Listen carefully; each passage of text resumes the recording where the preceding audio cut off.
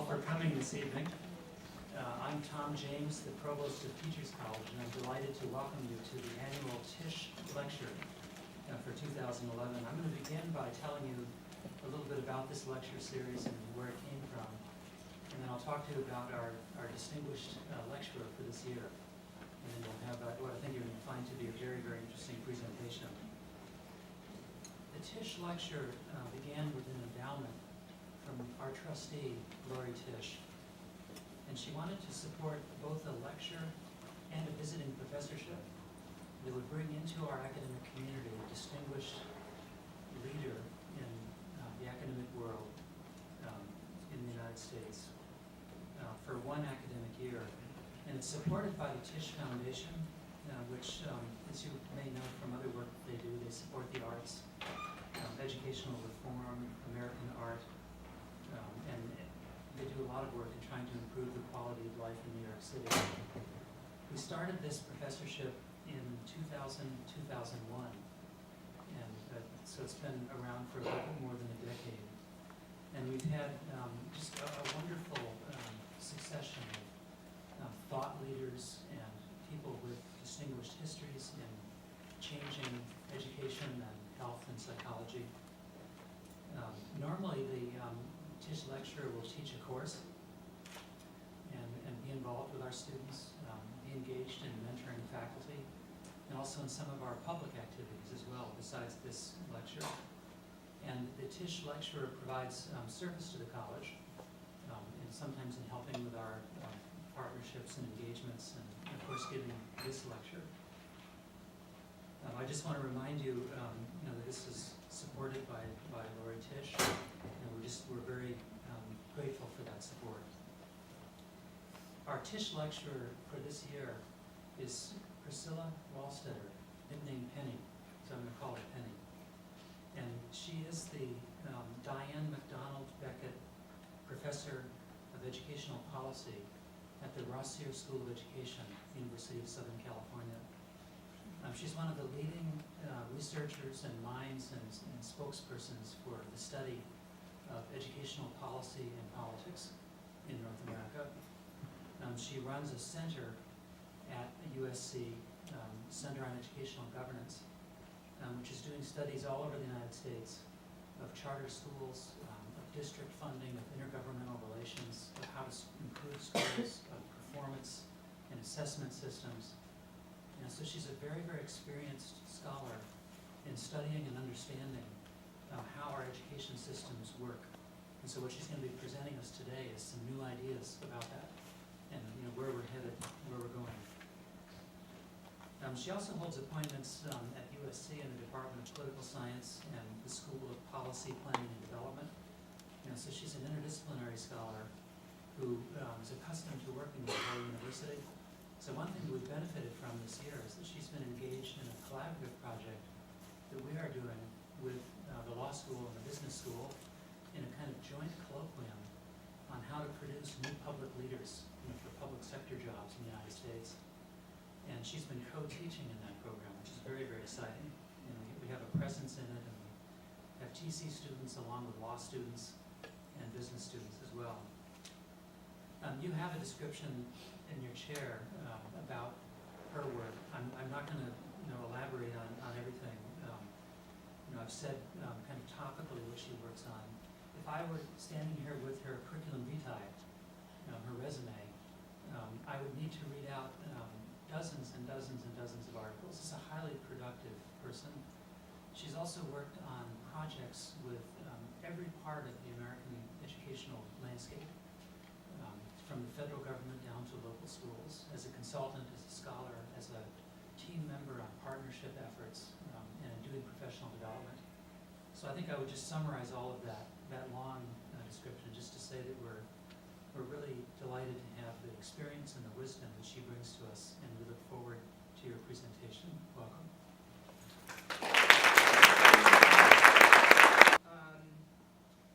In what is my one formal responsibility as the Tisch visiting professor here at TC Columbia, I'm delighted to deliver a lecture about collaboration. But before I get into it, I've got to digress for a minute. this morning I logged onto the computer, and in my mailbox was an announcement from Teachers College. And the announcement was that Teachers College was partnering, collaborating, developing an alliance with the New York City Department of Education to form the Teachers College Community School. So I thought, wow, it's a crummy, cloudy day. But if we get up above the clouds, the stars are aligned. So,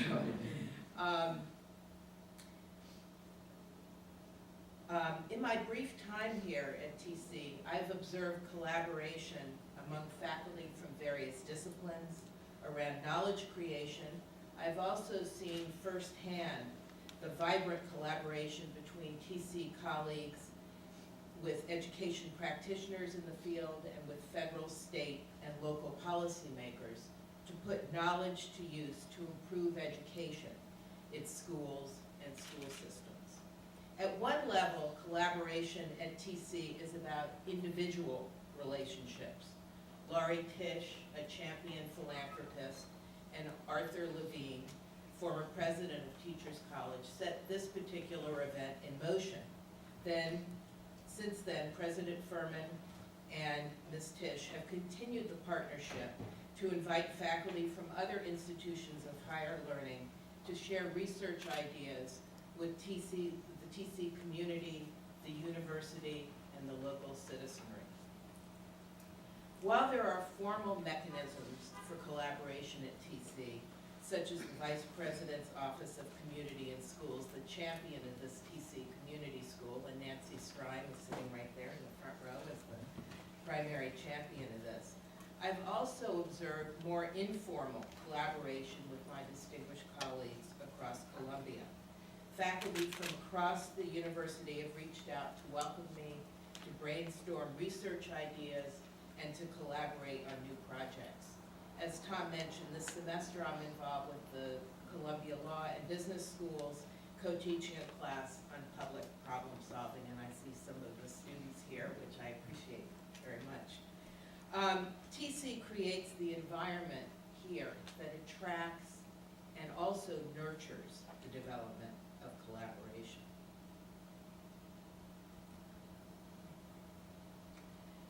The evidence of individuals collaborating raises the broader question of whether public education can be improved through collaboration. In other words, can responsibility for public education be shared more broadly to improve the delivery of services to children? To be more specific, is collaboration across nonprofit organizations, for-profit companies, and public entities a possible solution to the weaknesses in the U.S. public education system? In President Barack Obama's State of the Union address, he called for greater investment in education and more innovation, a metaphoric call to arms, so to speak, like we had back in the 1950s when Russia launched Sputnik, and the U.S. responded by investing and beefing up education, spending on education as a way to strengthen our national defense. This time, the jolts to the education system are once again performance related. In a recent assessment of the academic performance of students in the U.S., our students are not excelling academically, as no surprise to everyone sitting here, I'm sure. Reading scores stayed flat for fourth graders. 50% of incoming ninth graders in urban, high poverty schools read 3 or 4 more years below grade level. 7,000 students drop out of high school every school day, for a total of about 1.3 million students a year. A second string of jolts emphasizes the lack of our competitiveness globally. Students educated in the U.S. public schools are not competing successfully with students from other countries. Internationally, the U.S. is just above average among 34 developed countries. Global comparisons of academic achievement among 15-year-olds point out average reading scores, average reading in science, and math scores below average. The third and final set of jolts point to a lack of innovation in education. The form, the process, and the structure of public schools have continued to remain fairly constant. Most students spend the summers out of school, an old idea from when the U.S. was an agrarian society and the parents and children needed to work in the fields. Once we imported the idea of children's kindergarten, the children's garden, what we now know as kindergarten, from the Germans in 1856, it stuck, hasn't changed. The idea of children in fixed-size classrooms and fixed-length calendars also still remain. And although technology has allowed us to learn far more about how the brain works, there has been little use of that information to improve how education systems function or to help individual children learn. No one, certainly not anyone whose life's work is in education, is satisfied with the current state of American public education. While there are pockets of greatness in some public schools, the jolts offer a window of opportunity to try something new and to invest in education in different ways. First, there is a strong need to rethink how we provide education services to ensure that more students have access to experiences that will prepare them for entering and succeeding in school, in life, college, and career in today's global knowledge economy. The question is how to do this.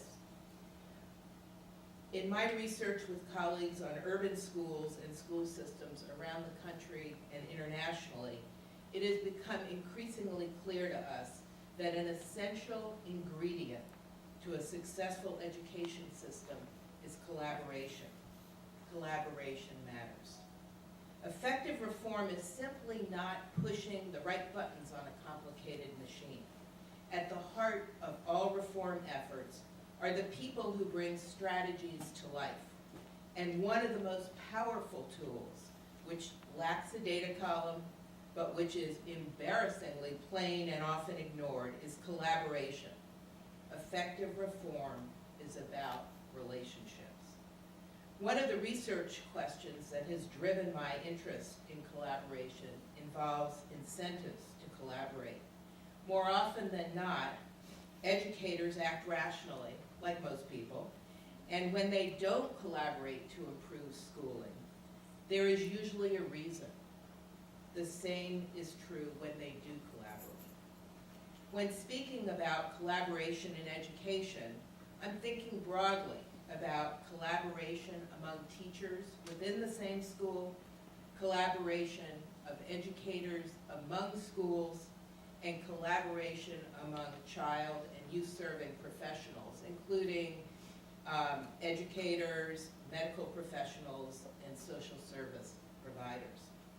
Sharing responsibility for public education is emerging organically from a few schools and school systems.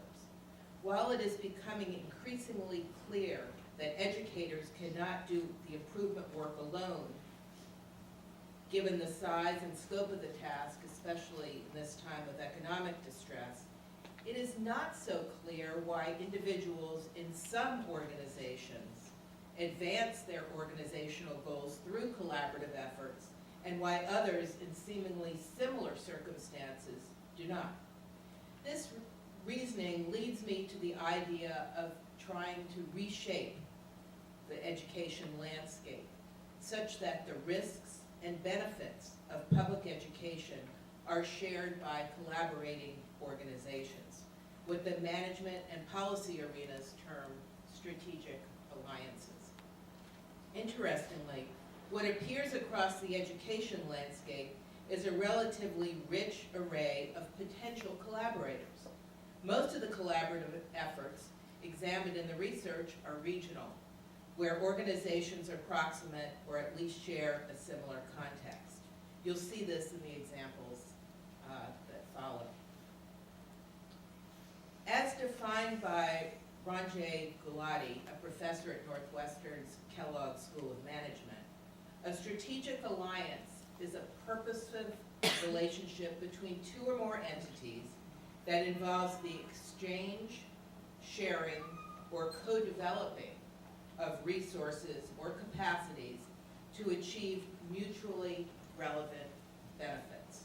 The exchange most often entails each organization giving something it has and can share, like their reputation, the clients, the facilities, to name a few, in exchange for something that it does not have but needs in order to do its work.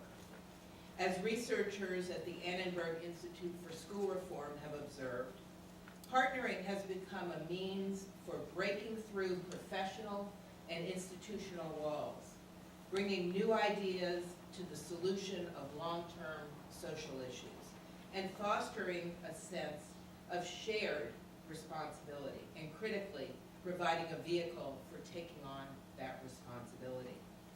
In the last several decades, alliances have become a central feature of most companies' development and innovation strategies. According to Dieter Ernst of the World Bank, by the turn of this century, many of the world's largest companies had over 20% of their assets and over 30% of their annual research expenditures tied up in strategic alliances. According to David LaPiana, a professor at Stanford Graduate School of Business, joint programming is also quite common in the nonprofit sector. We see it when a foundation grant or government contract requires actors to tackle a complex problem together. A quick example of a strategic alliance with two very familiar organizations. The Boys and Girls Club teamed up with the Big Brothers and Big Sisters Club about 10 years ago. The Boys and Girls Clubs recruit students that need mentors, and the Big Brothers and Big Sisters of America recruit and train the mentors to serve those students. And that's been going on for a while. Historically, though, alliances have been between firms or companies. Tonight, I'll focus on an emerging opportunity for improving education, a new class of alliances between government, nonprofit, and for-profit organizations that are developing to foster and accelerate innovations in education, particularly improvements in how schools operate and in helping schools to expand the kinds of services they're able to deliver. Some forms of alliances in education have been around for decades. The local pharmacy that supports a high school football team, corporations that engage in adopt-a-school initiatives. But the alliances that are emerging now in the 21st century are different both in scale and type. The alliances are more focused on the inner core of schooling, and equally important, the non-school players are demanding a strong role in joint priority setting and joint decision making. In the discussion that follows, the illustrations point to the comparative advantages of firms across the three economic sectors, what they can do together, above and beyond the specific work that each does alone. Let's take, for example, the strategic alliance that is known as the Harlem Children's Zone. The Harlem Children's Zone, or HCZ, is an alliance composed of public, for-profit, and nonprofit organizations. Nearly 100 organizations from across the three sectors are working together in a neighborhood of about 100 blocks in central Harlem. The organizations that make up HCZ share the goal of improving the life of its residents. Last year, in 2010, the Harlem Children's Zone served well over 21,000 people, both children and adults. The Harlem Children's Zone organizations are working together to create a tipping point where children in the neighborhood are surrounded by education-oriented peers and supportive adults as a counter to the more common neighborhood culture that glorifies antisocial behavior, like dropping out of school, joining gangs, or using and selling drugs. As Jeffrey Canada likes to say, we provide services along the conveyor belt of life. Services for pregnant women, new parents and infants, to early childhood, preschools, to K-12 schools, and adult education. And those services, educational services, are enriched by medical services and social services to help people become and remain healthy, both physically and psychologically. As part of the HCZ Alliance, risks in creating new ventures are shared, but so too are the benefits. Branding of services becomes more like a joint venture, where the brand is HCZ and not an individual provider. I'll share with you now some research my colleagues and I have done on alliances with an eye toward crafting alliances for success. First, I will lay out the first three main phases of the life cycle of alliances, with a focus on highlighting the factors in each phase that research suggests are critical to alliance success. Toward the end of the lecture, I'll concentrate on identifying some emerging challenges in the alliance context, including policy recommendations for what might encourage successful alliances. Before going further, here's a diagram that depicts graphically the organizational context of alliances. First, note the dotted lines joining the organizations. Strategic alliances are voluntary. There typically is no mandate that can effectively require an alliance to form. Alliances also can be of any number of organizations.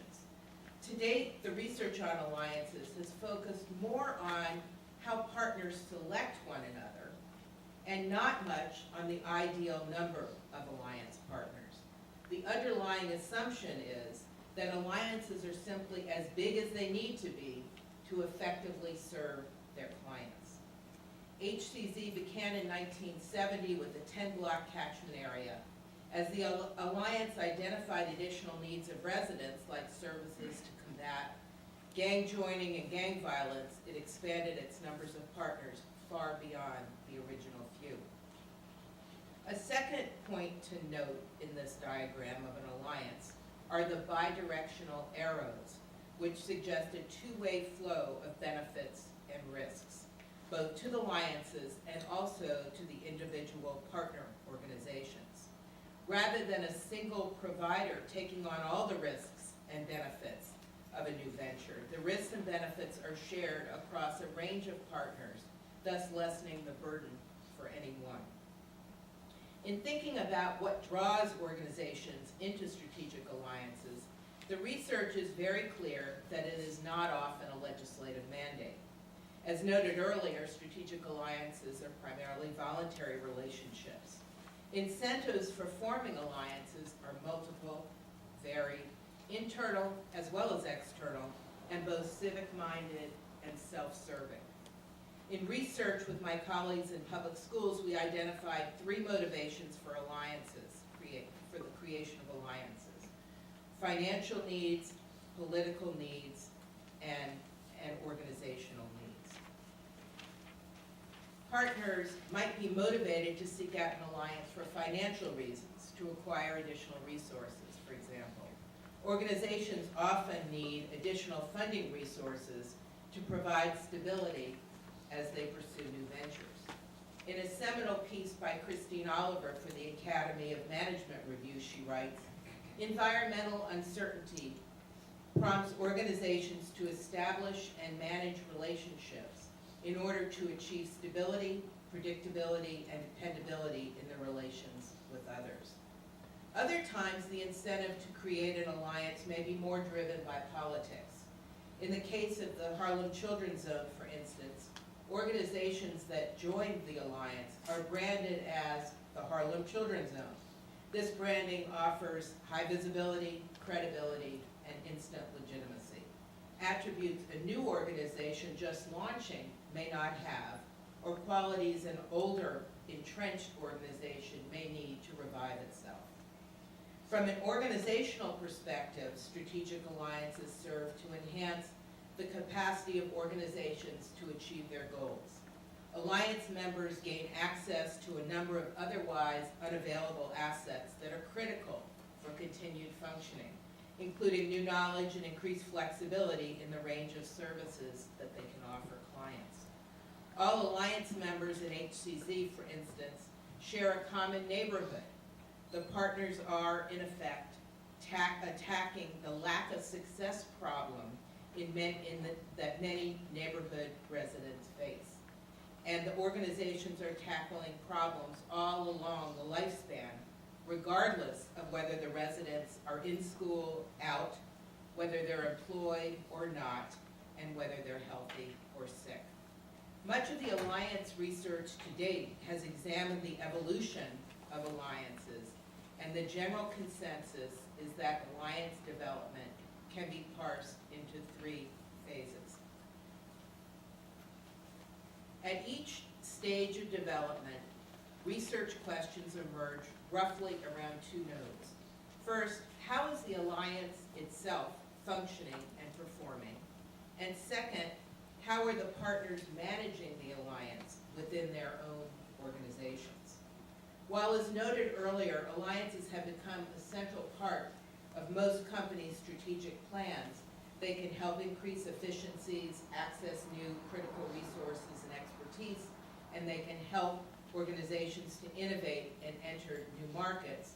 A recent book, Mastering Alliance Strategy, reports that the failure rate for alliances is between 30 and 70%.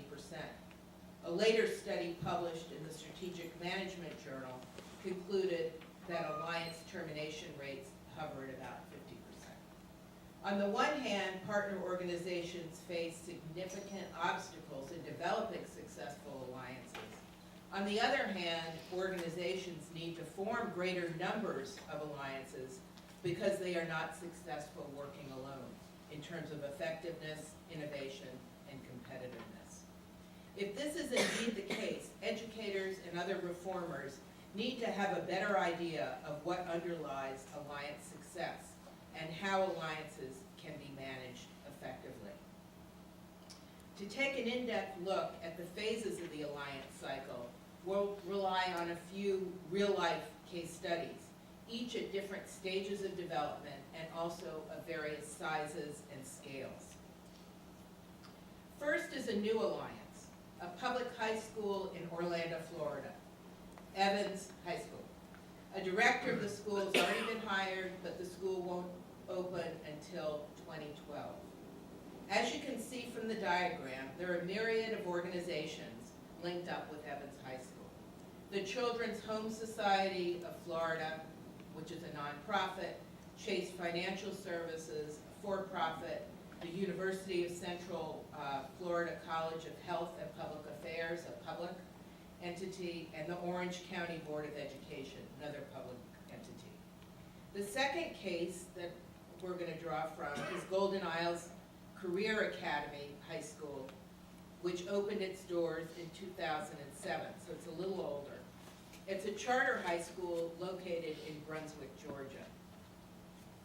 The diagram of Golden Isles Career Academy is similar in many respects to the alliance partners at Evans. However, in examining the specific partners, one gets the sense that GICA is very much a career-oriented school with strong ties to local and regional businesses, and you'd be right. The Academy offers 18 distinct career programs, from agriculture and horticulture to culinary arts and welding. Students often work in internships with local businesses, and many dual enroll in the local technical college that allows students to earn college credit while still in high school. During the first phase decades of alliance building, common traits of successful alliances include a champion, compatible goals among partners, complementary needs and assets, and partner commitment and trust. So in the case of Evans High School, there was a host of problems before it reinvented itself as an alliance. The school had very high mobility rate. 70% of the students enrolled in the school dropped out or withdrew each year. Very low graduation rates, especially among African American males. And over 90% of the students who attended Evans High School received no medical services. In this example, the Children's Home Society, which is part of an international network of nonprofits that's been around for over 100 years, was the champion. The society, which provides social services to children and families, approached the school district and floated the idea of reinventing Evans High School as a community school.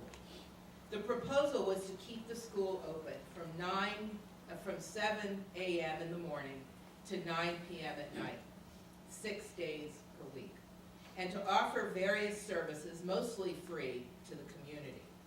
The original goal was to help students become more successful academically, increase the number of students taking advanced courses, increase parent involvement, and boost graduation rates.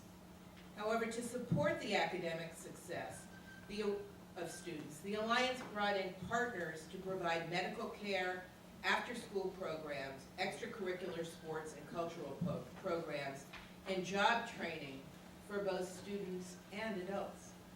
The Children's Home Society also solicited a startup grant from Chase to bring on the school director early in the planning process.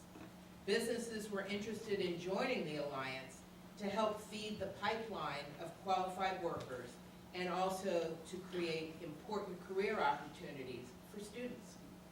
In addition to the high school students, the businesses wanted to address the needs of adults in the community who wanted a career change or educational enrichment in a move to improve the general overall quality of the workforce that these businesses relied on. The investors in this alliance from the private sector helped raise capital for a new $18.5 million facility, and the technical college offers college credit to high school students. The role of businesses, both in terms of benefits and risks, was also made explicit from the start. Business representatives from the region are involved in teaching classes at the high school. They advise on changes to the education programs within the school. They offer students opportunities for job shadowing, for internships and apprenticeships. The investors provide money to purchase equipment for job training at the school. And the businesses commit to hiring the students, whom they call team members, once they have completed the program successfully. In sum, the private sector gets a voice through its money on the table and in-kind support. Further, the businesses offer career counseling, technical education, and mentoring to students who potentially are future employees. Thus, businesses in the area end up with a better trained workforce. The businesses have a direct hand in recruiting and training their employees, and the workforce is prepared for work at a younger age. As advertised on the Golden Isles website, Golden Isles Career Academy is more than an outstanding new public school in Glenn County. The Academy also offers the business community new opportunities to enhance their human resource capabilities with a skilled young workforce. As mentioned earlier, the rate of failure among strategic alliances is at least as high as the rate of success. Take, for an example, an alliance between the California Community College System and Kaplan University, a provider of online courses. The goals of the two organizations seem compatible. Community colleges are severely overcrowded in California, and students find it difficult to get classes they need in order to graduate on time. Kaplan viewed the alliance with the prestigious California higher education system as a boost to its credibility. The college students were viewed as a ready pool of new recruits. While the alliance got off the ground last spring, by the winter, the agreement had been canceled. The Achilles heel was both economic and political. While Kaplan discounted the per-course cost for the community college students, the cost of taking a course at Kaplan was still more than 8 times the cost of a California community college course. And the enrollment dollars would go to support a for-profit education provider, Kaplan, not the state coffers, which were and continue to be in deep distress economically. Another challenge was that not all of the relevant partners were involved in the alliance's formation. The California state system and the University of California system, the two other segments of California higher education, were not consulted. And in spite of the fact that for the alliance to be successful, both of those systems needed to automatically accept the credits from Kaplan courses. By August of 2010, the state university and the University of California systems refused to accept the transfer credit from Kaplan, and soon after, the alliance died. The second phase of alliance development entails design and management. The initial coming together of partners involves some degree of natural convergence of interests. However, holding the group together over time and changing challenges requires more than harmonic convergence. For instance, leadership continues to be an important component. In some alliances, the champion who initiated the alliance continues to serve as the alliance's leader. Jeffrey Canada continues to serve as the champion and leader of the Harlem Children's Zone. In other situations, leadership is transferred to a different individual or to a committee in the hopes of spreading leadership strength beyond the champion. This approach also helps limit the risk of alliance failure due to leader burnout. Change in leadership also offers an opportunity to bring in a new leader with a different skill set, one more suited to the activities in the second phase of the alliance cycle. Among the key activities in the second phase of the alliance cycle are setting up structures and processes to govern the alliance. Consider, for example, the Career Academy in Georgia.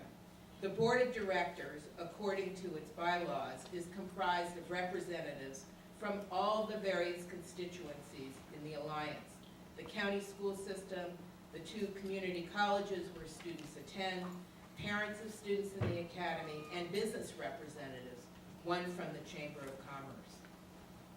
Also notable with the Golden Isles Career Academy is the number of contractual MOUs. First is the MOU between the academy and its charter authorizer, in this case, the County Board of Education. Second, the academy is part of an intergovernmental agreement which describes issues related to property ownership and construction of the academy's facilities. In the third agreement, the academy has an MOU between the State Department of Education and the 2 institutions of higher education. The agreement defines who legally owns the academy and who is responsible for operations, including maintenance of records, staff participation in professional development, and the link between the academy's website to the State Department of Education's website. The final component of the second phase I wanted to discuss entails the Alliance's communication strategy. Back in the early part of the 21st century, the Wallace Foundation funded 5 cities to develop high-quality, out-of-school time programs, both after-school programs and summer learning programs.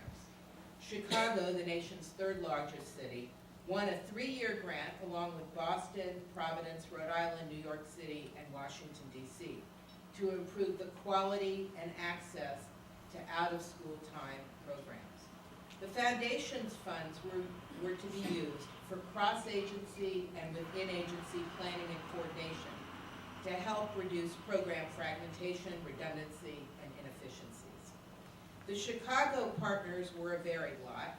Department of Family and Support Services, the foundation itself, After School Matters, which is a nonprofit, the Chicago Park District, and the Chicago Public Library, in addition to the Chicago Public Schools. Most important to our discussion is that the partners agreed to prioritize building an information technology system for the Alliance and creating a communication plan to target and reach teens. Getting the management information system up and running quickly was critical to implementation. As one participant explained, you can't build a system without understanding who's in it. The MIS system was an essential component to understanding who we were serving. With regard to a communication strategy, the Chicago Alliance focused its efforts on building a new online program locator that used the data collected for the MIS system. Parents and teens could search the system and find out about over 1,000 program sites, and over 12,000 program activities were searchable by location and by type, so that students and parents could search for programs that appealed to their interest areas, the days and hours, and their and the location of this out-of-school time program. In addition to the online program locator, the Alliance had a marketing and communication strategy that included toolkits and training to help service providers encourage hard-to-reach teens to participate in OST programs. Similarly, leaders from the Chicago Public Library developed targeted programming and materials to encourage teen participation. In the third and final phase of the Alliance cycle, operations and management, partner accountability and evaluation are essential activities. The main challenge with strategic alliances is whose assessment system are you going to use? This is particularly a problem when the alliance spans economic sectors and goals of the partners may not be totally aligned. Returning for a minute to the Career Academy in Brunswick, Georgia, the Alliance was faced with how to evaluate the students who were enrolled in school, earning a high school diploma, and at the same time, earning in a work placement. The Alliance's solution was to evaluate student performance along two dimensions. First, academic achievement, makes sense. The second they came up with was work ethics.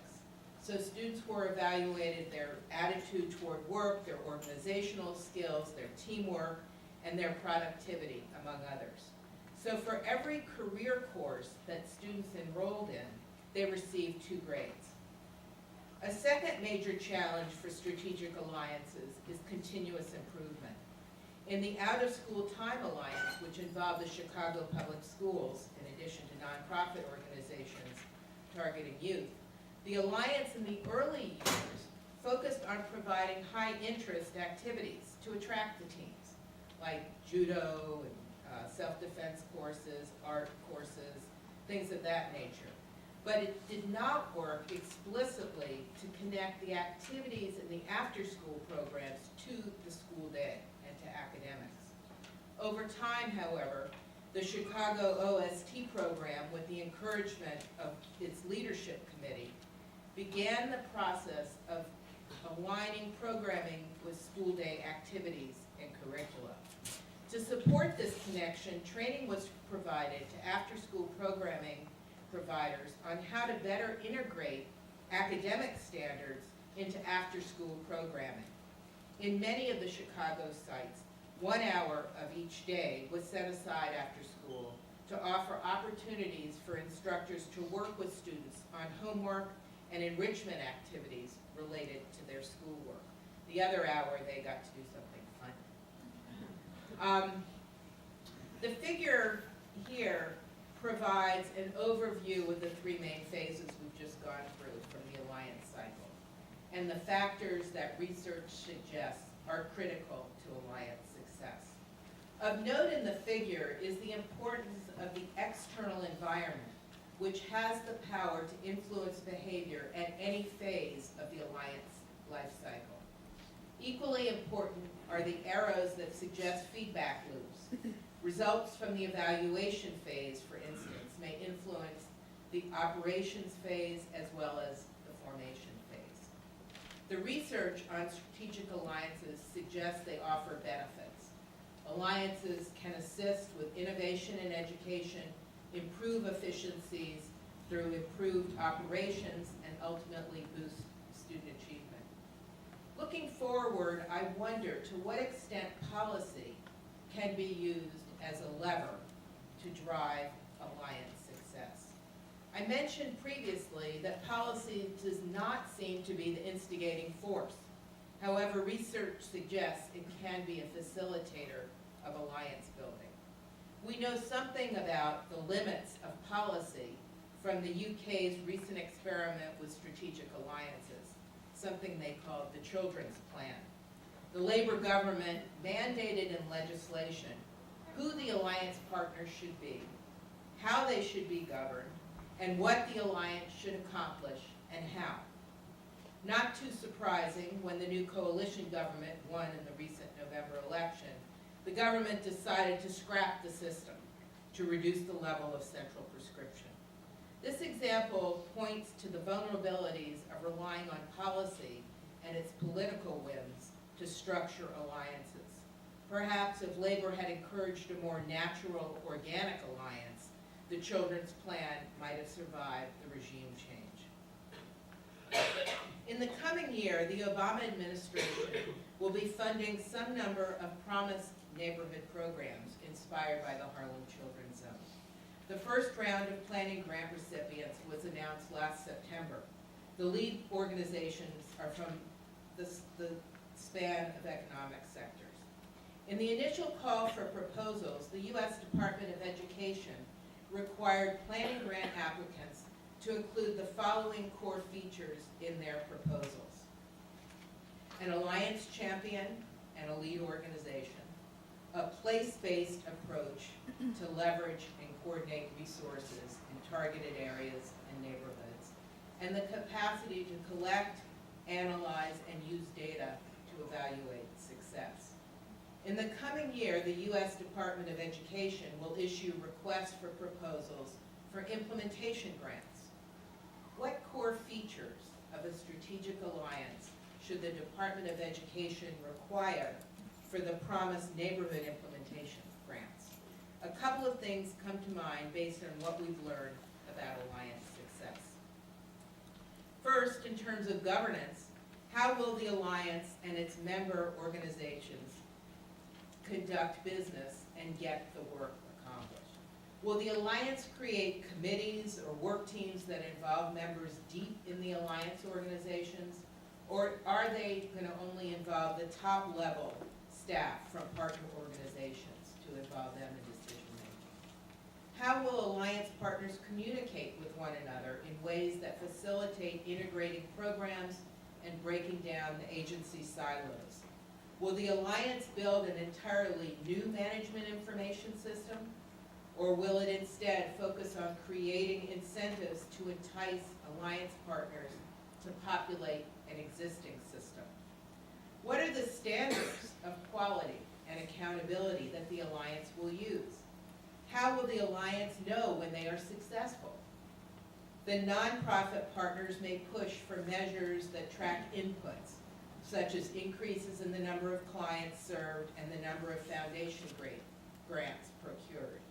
Alliance partners from the for-profit sector will likely be most interested in the bottom line, outcomes related to efficiencies in spending and educational productivity. Finally, the education partners will likely push to measure student achievement and to disaggregate data by target group, special education, English learners, and by ethnic minority groups, much like the federal No Child Left Behind Act requires, on the theory that schools have this data anyway and can report it out easily. What actions are planned to help sustain the alliance over time financially and in terms of people and partners? Is there a leadership plan in place leadership succession plan in place? What will be done to attract, train, and retain people in leadership positions within the Alliance? How will leadership expand beyond the initial champion and reach deep into each organization? In closing, I'd like to go out on a limb somewhat to describe a finding that I can't fully support with data. Perhaps most fundamentally and beyond the economics and mechanics and importance of alliances that I've just discussed, I found that alliances have been associated with a growth of social capital among partners, including the parents and the children being served. This is inherently difficult to measure with any precision, and we have not yet tried, but anecdotal evidence suggests that the circumstance of working together across organizational lines expands the breadth, depth, and complexity of social networks. Parents and children find themselves interacting with a greater variety of other people on matters of mutual interest. The value of this synergistic feature is hard to estimate, but I think it is not non-trivial, but I think it may be non-trivial. At the end of the day, these enterprises are trying to do more than is currently expected of even the best educators, and that is what makes them and this topic so important. In sum, there are forces that may work against alliances, at least in the short term, and the development of the kind of alliance-oriented approach I've argued for this evening may not come easily. But is it indispensable? I'm reminded of an old African proverb. If you want to go quickly, go alone. If you want to go far, go together. Thank you.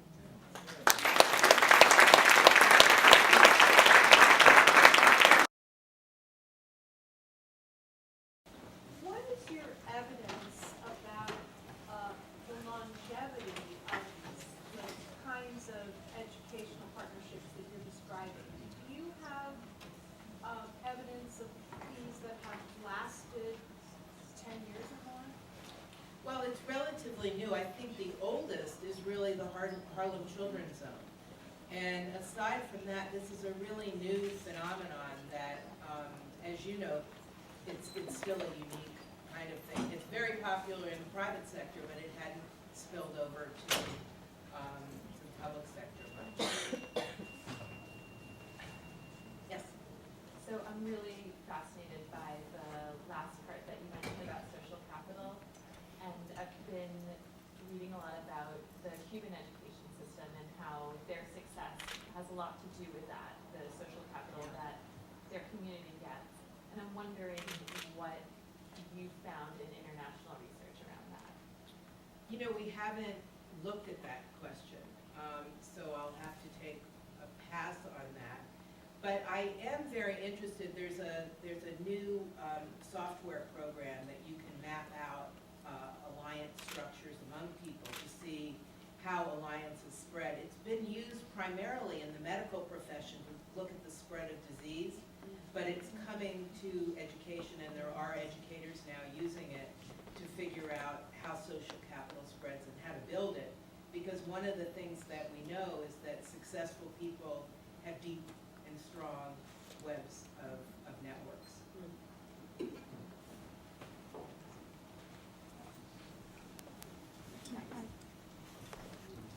Just ask one. Oh. And there was another one. Go ahead, I'm sorry. Oh. Your presentation was terrific. Thank you very much. I was curious, was there any quantitative aspect of your research, for example, around the issues of the compensation of the various actors involved? Just to name an example, Jeff Canada. Right. I was on the telephone with someone in my research a few weeks ago, and the gentleman said, "Don't you realize how much he's being paid?" Oh. And I commented, well, whatever. Yeah. But the issue of Yeah. when someone's really good and someone is the leader and they are Yeah. the champion. I would say he's an exceptional person in a lot of ways, but primarily because, Okay. I guess that wasn't the right answer.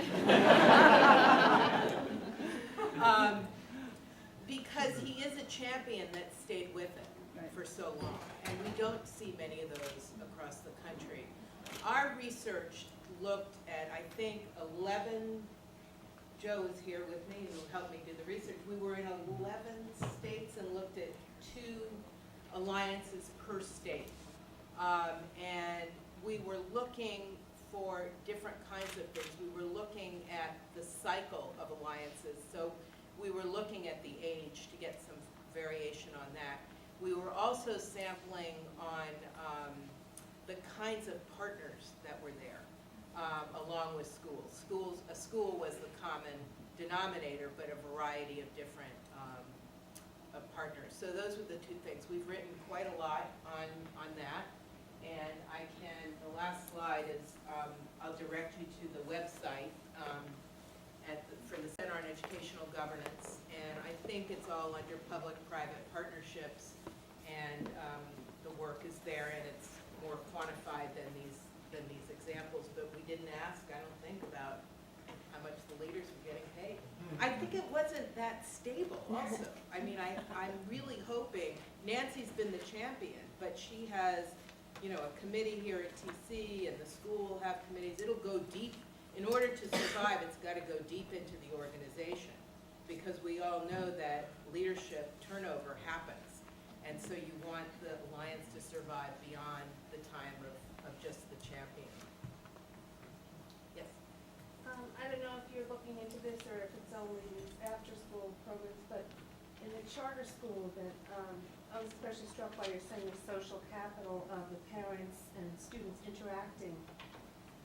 The charter school movement pretty expressly keeps the parents out of running the schools. I mean, they're run by hedge fund managers, they're run by business magnates.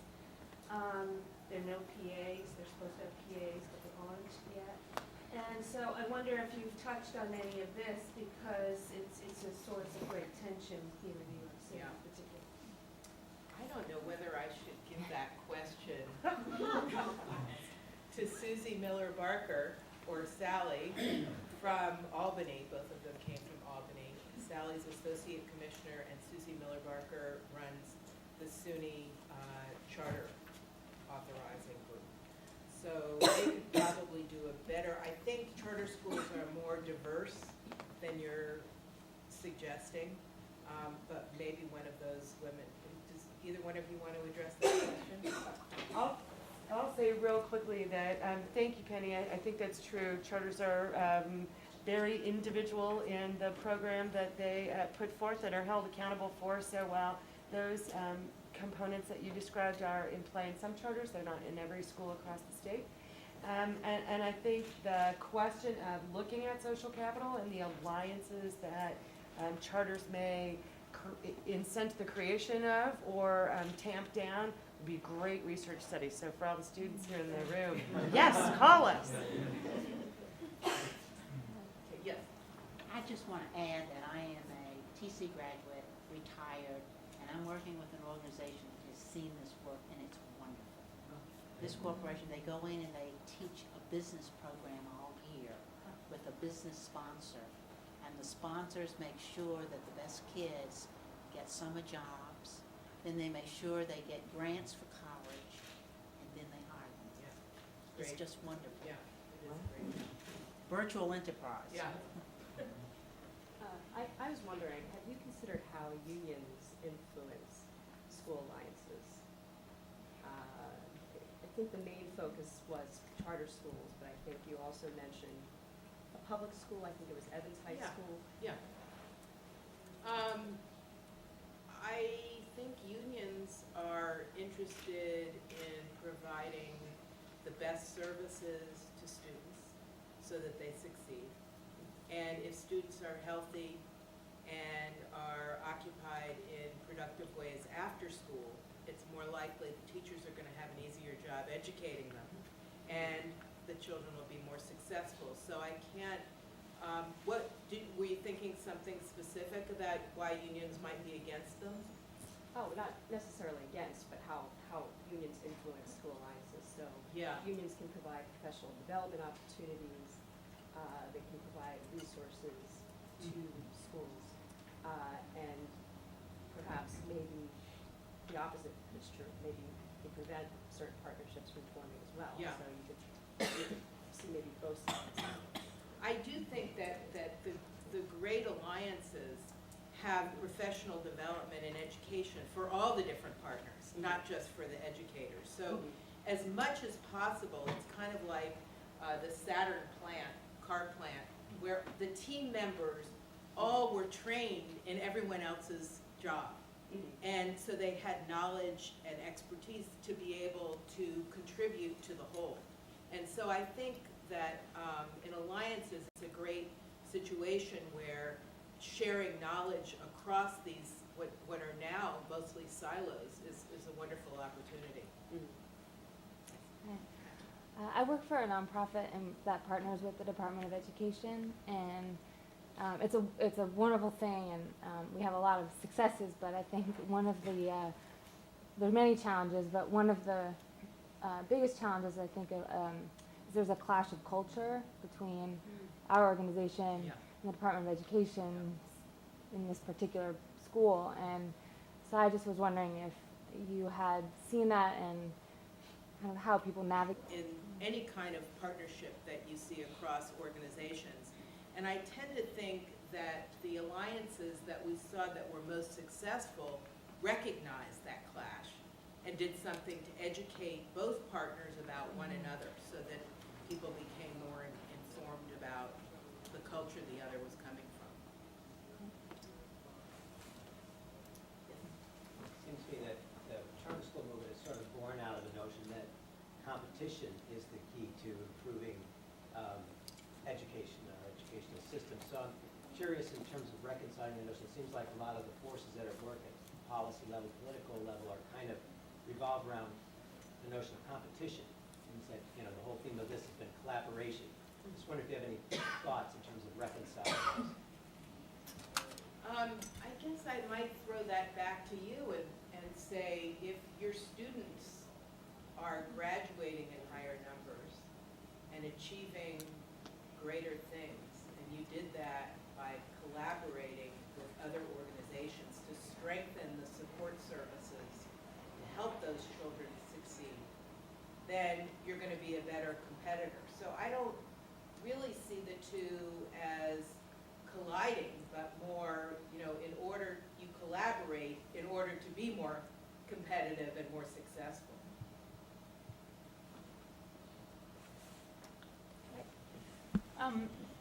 I just wondered if you could comment, by the way, sorry, I'm a second-year PhD student, and this is a ponytail day, so. I can relate, because I never had hair long enough. I don't really either. That's part of the problem. It's the look, though. Anyway, as you talked about sort of this changing landscape, I'm wondering what implications that might have for graduate schools of education as they prepare people to enter that landscape, as they prepare leaders and teachers. And I'm currently taking a class in educational consulting at the business school. My advisor, Carolyn Reel, sort of helped broker that opportunity for me. But I sit in that class with people who are at the business school and realize that we really speak such different languages. We live in very different worlds, but we have the same passion to improve education. So could you comment on that? I think that's social capital in action. I mean, that's a new social network that graduate students from different disciplines would be in the same classroom talking and tackling problems. And we had that in the class that, some of the students are here over at the business and the law school, where the class really benefits from the legal perspective, the business perspective, and the perspective of the people who have worked in schools. So that, to me, is kind of building that social capital, and it's great that you're taking advantage of it. I would think we'd probably see more of it. Our intention with it's actually 2 sets of classes over that TC is in involved in, and our intention is to build a leadership institute that would prepare leaders